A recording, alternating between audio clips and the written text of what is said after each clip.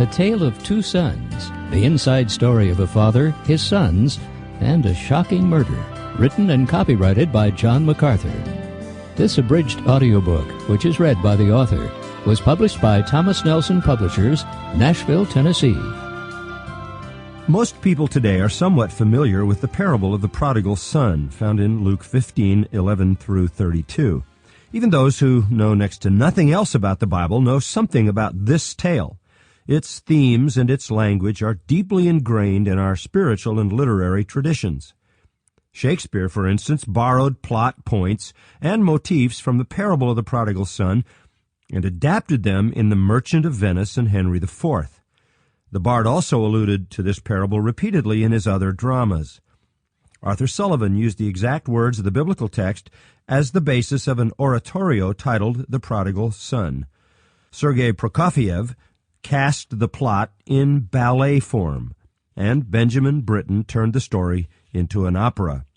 At the opposite end of the musical spectrum, country singer Hank Williams recorded a song called The Prodigal Son, comparing the prodigal's homecoming to the joys of heaven.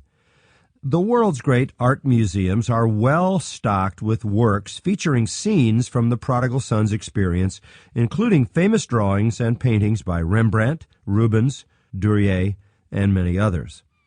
Contemporary language is likewise full of words and imagery borrowed from the familiar parable. It is fairly common to hear a wayward child referred to as a prodigal son or daughter. People also sometimes speak of killing the fatted calf, a metaphor suitable for any extravagant celebration. Feeding on husks, referring to the consumption of trivial, shallow, or worldly things that can't really give nourishment. Or riotous living, meaning a dissolute or extravagant lifestyle. Perhaps you've heard or read these allusions without recognizing their source.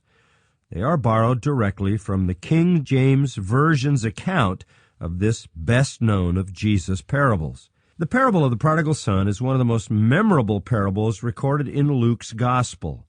It stands out as the choicest of these parables for many reasons. Of all Jesus' parables, this one is the most richly detailed, powerfully dramatic, and intensely personal.